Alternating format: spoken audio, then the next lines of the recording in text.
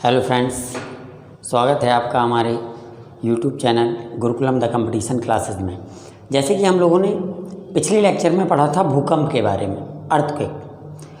आज हमारा जो टॉपिक होगा वहाँ पर हम चट्टान या रॉक्स के बारे में जानेंगे। जो हमारी अर्थ पर चट्टानें हैं वो कैसी हैं और किस प्रकार से काम करती हैं, और इन चट्टानों से हमें क्या क्या प्राप्त होता है, इन सारी चीज़ों के बारे में आज हम अध्ययन करेंगे। जैसे कि हम बात करें चट्टानों की, तो चट्टानों को लेकर के लोगों के पास बहुत सारे भ्रम रहते हैं। अलग अलग तरीके से लोगों ने चट्टानों को रिप्रेजेंट किया है। आज हम देखेंगे चट्टान को एकदम सरल भाषा में और समझेंगे कि हमारी चट्टान से क्या क्या होता है और किस प्रकार इन चट्टानों का समूहन होता है, और ये चट्टानें किस प्रकार अर्थ के अंदर काम करती हैं। पृथ्वी की सतह पर इन चट्टानों का विस्तार किस प्रकार है। क्लियर? बात करेंगे सबसे पहले चट्टानों के डेफिनेशन की। तो यहाँ पर आपको सिंपल सा एक पॉइंट्स याद रखना है कि भूपटल के पदार्थों को चट्टान कहते हैं। यानी कि पृथ्वी की सतह पर या पृथ्वी पर जो भी पदार्थ हैं वो चट्टान कहलाते हैं। अगर आपको और सिंपल तरीके से याद रखना है तो एक डेफिनेशन इसकी और बनती है कि पृथ्वी पर उपस्थित वह प्रत्येक पदार्थ, पृथ्वी पर उपस्थित वह प्रत्येक पदार्थ जो धातु नहीं है, यानी कि नॉन मेटल। पृथ्वी पर उपस्थित वह प्रत्येक पदार्थ जो धातु नहीं है चट्टान कहलाता है। क्लियर? अब बात करेंगे चट्टानें हैं क्या। तो खनिज पदार्थ जो हैं हमारे पृथ्वी के अंदर मिनरल्स हैं, तो खनिज पदार्थों के समूहन से चट्टानों का निर्माण होता है। खनिज पदार्थों के समूहन से चट्टानों का निर्माण होता है, और इसीलिए चट्टानों को खनिजों का समुच्चय भी कहा जाता है। अर्थात इसे क्या कहते हैं? खनिजों का समुच्चय।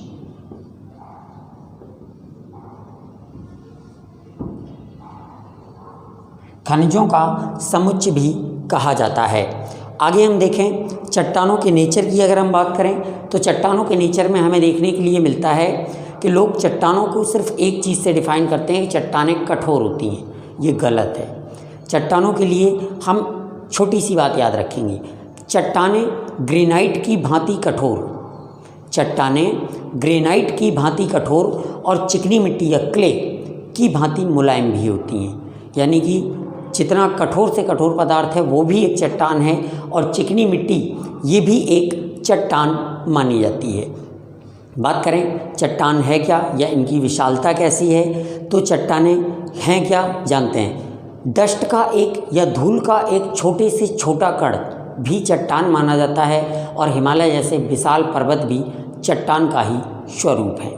फिर से एक बार समझें, चट्टानें जो हैं भूपटल पर या भूपटल के पदार्थों को चट्टान कहते हैं। भूपटल के पदार्थों को चट्टान कहते हैं। चट्टानों का निर्माण खनिज पदार्थों के समूहन से होता है, इसीलिए इसे खनिजों का समुच्चय भी कहा जाता है। खनिजों के समुच्चय के साथ साथ चट्टानें ग्रेनाइट की भांति कठोर और चिकनी मिट्टी की भांति मुलायम भी होती हैं, और धूल का एक छोटे से छोटा कण भी चट्टान है, तथा हिमालय जैसे विशाल पर्वत भी चट्टानों की श्रेणी में रखे जाते हैं।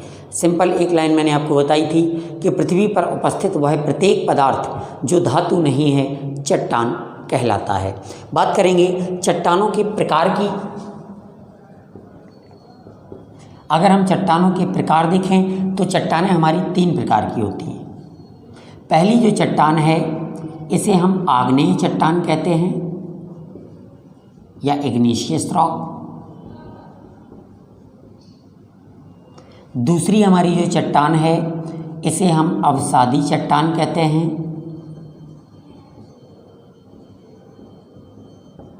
अर्थात सेडिमेंट्री रॉक। और तीसरी हमारी जो चट्टान है इस चट्टान को हम रूपांतरित या कायांतरित चट्टान कहते हैं, या इसी को हम मेटामॉर्फिक रॉक के नाम से भी जानते हैं। बात करेंगे इन तीनों चट्टानों के बारे में। ये चट्टानें हैं क्या, कैसे काम करती हैं, इनसे हमें क्या क्या मिलता है, इनका नेचर क्या है। बात करेंगे आग्नेय चट्टान की।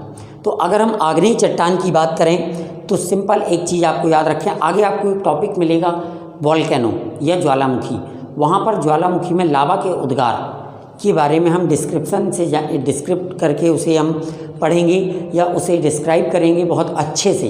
यहाँ पर आप इतना समझ लें कि जब भी ज्वालामुखी के दौरान निकलने वाला मैग्मा या लावा जो होता है, जब वो जमकर ठंडा होकर ठोस हो जाता है तो वहाँ पर आग्नेय चट्टानों का निर्माण होता है।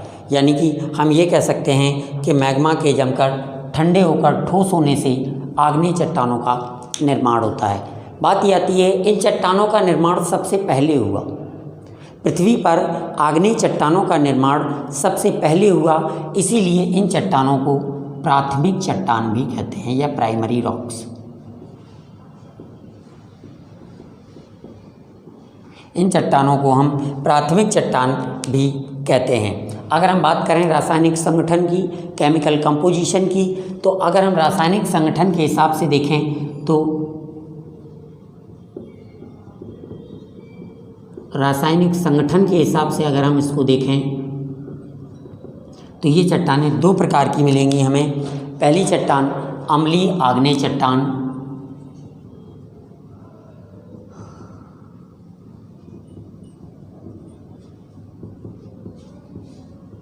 और दूसरी क्षारीय आग्नेय चट्टान।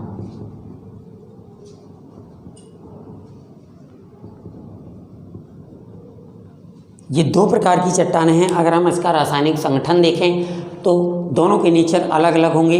बात करेंगे इनके नेचर की तो अम्लीय आग्नेय चट्टान क्या होती है, जब मैग्मा या लावा में, जो मैग्मा या लावा का जमाव होगा, जब मैग्मा या लावा में सिलिका की मात्रा, मैंने आपको पहले भी बताया है पिछले लेक्चर्स में, सिलिका की मात्रा के आधार पर डिस्क्रिप्शन करके बताया था और इसका विवरण वोल्केनो या ज्वालामुखी में कंप्लीट मिलेगा आपको। अगर हम देखें अम्लीय आग्नेय चट्टान की बात करें तो इसमें सिलिका की मात्रा मोर देन 65% होती है या 65% से अधिक। अगर लावा में सिलिका की मात्रा 65% से अधिक है तो यह लावा अम्लीय लावा होगा और इससे अम्लीय आग्नेय चट्टान का निर्माण होगा और यह चट्टान अम्लीय आग्नेय चट्टान के नाम से जानी जाएगी। बात करेंगे क्षारीय आग्नेय चट्टान की तो जब लावा में सिलिका की मात्रा लेस देन 45%, 45% से कम, जब लावा में सिलिका की मात्रा 45% से कम होगी तो वह चट्टान क्षारीय आग्नेय चट्टान के नाम से जानी जाएगी। बात करेंगे कि ये कौन कौन सी चट्टानें हैं जो अम्लीय और क्षारीय मानी जाती हैं, तो अम्लीय आग्नेय चट्टान और क्षारीय आग्नेय चट्टानें कौन कौन सी हैं, तो अम्लीय आग्नेय चट्टान में जो हमारी चट्टान आएगी वो होगी ग्रेनाइट, ये अम्लीय आग्नेय चट्टान कहलाती है। और जो हमारी क्षारीय आग्नेय चट्टानें, इनमें दो चट्टानें आएंगी, पहली बेसाल्ट और दूसरी गैब्रो। ये हमारी कैसी क्षारीय आग्नेय चट्टानों के नाम से जानी जाएंगी। यानी कि तीन प्रकार की चट्टानें हमारी आग्नेय चट्टानें होंगी, पहली ग्रेनाइट, दूसरी बेसाल्ट और तीसरी गैब्रो। बात करेंगे थोड़ा सा इनके आर्थिक महत्व की।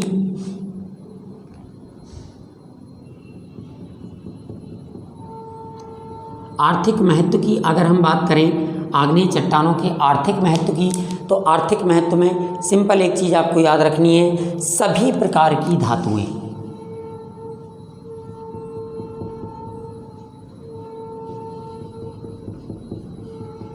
सभी प्रकार की धातुएं जैसे कि सोना है, चांदी है, अभ्रक है, बॉक्साइड है, एल्यूमिनियम है, ये सभी प्रकार की धातुएं हमारी क्या होती हैं, आग्नेय चट्टानों में पाई जाती हैं।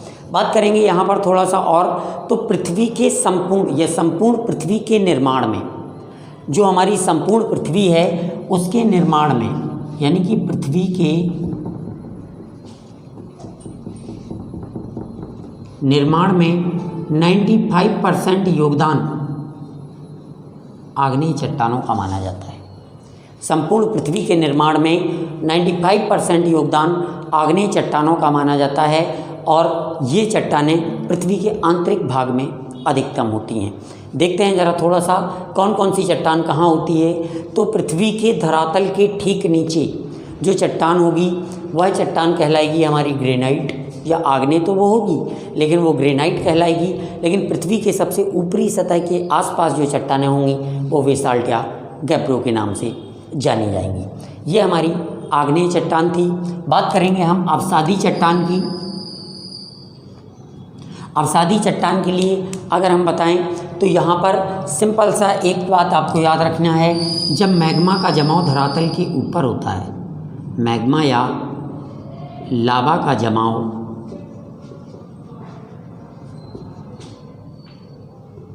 धरातल के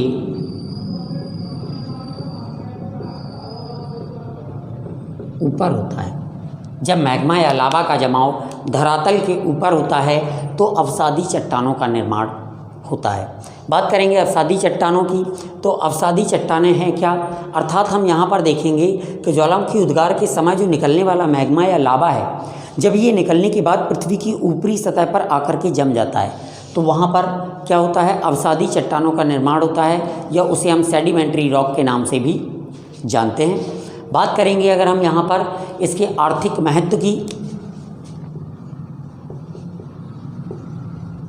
अगर हम इसके आर्थिक महत्व की बात करें तो आर्थिक महत्व में हमें यहाँ पर देखने के लिए मिलेगा कि पेट्रोलियम है, जल है, कोयला है, कृषि क्रियाएं हैं। यानी कि पेट्रोलियम, जल, कोयला और कृषि क्रियाएं, जो भी ये घटनाएं हैं वो सब कहाँ होती हैं, अवसादी चट्टानों में।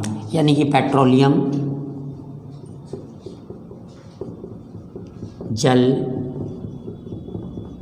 कोयला, कृषि क्रियाएं, एग्रीकल्चरल एक्टिविटीज़, ये सब कहाँ होती हैं, अवसादी चट्टानों में।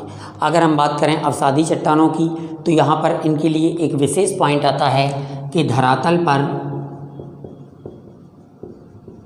सबसे अधिक विस्तार,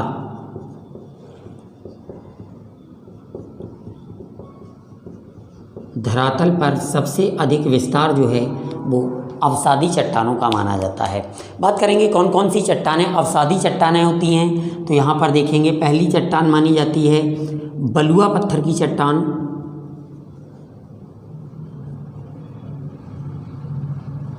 दूसरी है हमारी चूने पत्थर की चट्टान,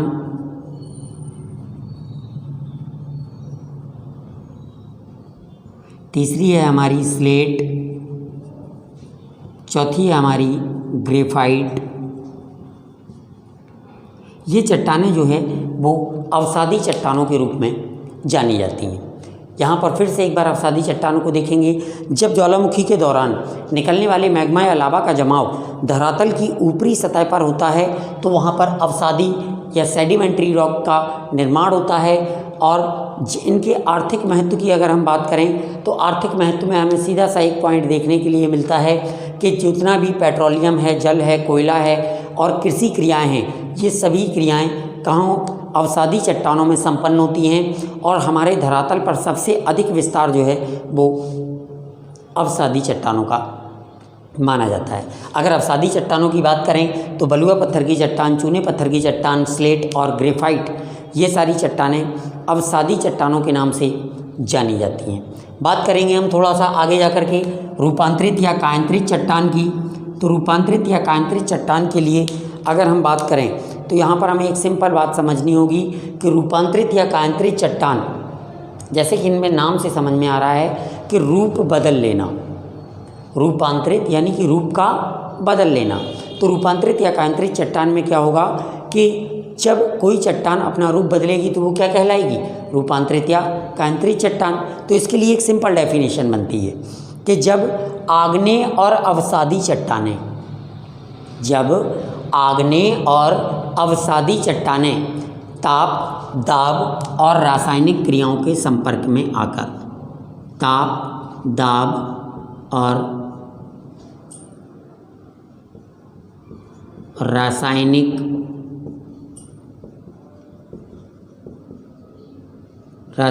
क्रियाओं के संपर्क में आकर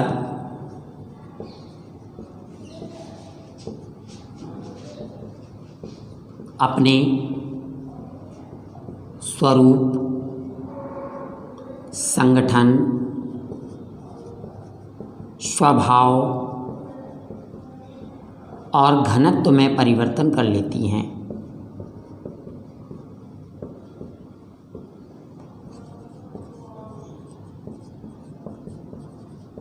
घनत्व में परिवर्तन कर लेती हैं, वो सभी चट्टानें क्या कहलाती हैं? रूपांतरित या कायांतरित चट्टान के नाम से जानी जाती हैं। फिर से एक बार देखते हैं कि जब आग्नेय और अवसादी चट्टानें ताप, दाब और रासायनिक क्रियाओं के संपर्क में आकर ताप, दाब और रासायनिक क्रियाएं, temperature, pressure and chemical equations, ताप, दाब और रासायनिक क्रियाओं के संपर्क में आकर अपना स्वरूप बदल लें, यानी कि अपने रूप में परिवर्तन कर लें, अपने संगठन को बदल लें, यानी कि उनका जो कंपोजिशन है उनको चेंज कर लें, अपना स्वभाव और नेचर बदल लें, और घनत्व तथा डेंसिटी इनमें जब ये परिवर्तन कर लेती हैं और परिवर्तन करने के बाद जब ये नए रूप में आती हैं तो इन्हीं चट्टानों को रूपांतरित या कायांतरित चट्टान के नाम से जाना जाता है। बात करेंगे थोड़ा सा इनके नेचर के बारे में। तो यहाँ पर सिंपल सी एक चीज़ आपको याद रखनी है कि इन्हीं चट्टानें, 3 अवसादी चट्टानें और 4 हमारी 3 आग्नेय चट्टानें और 4 अवसादी चट्टानों को हम ताप, दाब और रासायनिक क्रियाओं के संपर्क में ला करके इनके जब हम स्वरूप को बदलेंगे तो देखते हैं ये क्या बन जाएंगी, और जो कुछ बनेंगी वो बनने वाली चट्टानें क्या कहलाएंगी? रूपांतरित या कायांतरित चट्टानें। तो हमारे पास 4 ये लिखी हुई हैं अवसादी, ये हमारी अवसादी हैं, और नीचे हम आग्नेय लिख देते हैं। यहाँ पर पहली थी हमारी ग्रेनाइट, दूसरी थी हमारी बेसाल्ट और तीसरी थी हमारी गैब्रो। इनके हम रूप को बदल के देखते हैं कि अगर ये अपना रूप बदलेंगी, अगर ये अपना रूप बदलेंगी तो रूपांतरित चट्टान पर कहलाएंगी। तो रूप बदलने के बाद ये कौन सी चट्टानें हो जाएंगी? रूपांतरित। तो देखते हैं रूपांतरित होने के बाद इनके नाम क्या हो जाते हैं या क्या बन जाती हैं। बात करेंगे बलुआ पत्थर की चट्टान की, तो ये बन जाती है क्वार्टजाइट। क्वार्टजाइट के रूप में परिवर्तित हो जाती है बलुआ पत्थर की चट्टान। चूने पत्थर की चट्टान बन जाती है संगमरमर। जो हम घरों में संगमरमर यूज करते हैं वो संगमरमर चूने पत्थर की चट्टान बनती है। स्लेट रूप बदल कर बना लेती है सिस्ट, और ग्रेफाइट रूप बदल कर बनाता है हीरा, या ग्रेफाइट को हम पीट भी कह सकते हैं, और ये कोयले का सबसे प्रारंभिक रूप माना जाता है। अगर हम बात करें आग्नेय चट्टानों की कि ये रूप बदल कर क्या बनाती हैं, तो ग्रेनाइट क्या बनाएगी? यहाँ पर अगर हम देखें तो ये हमारे पास 4 चट्टानें अवसादी थी।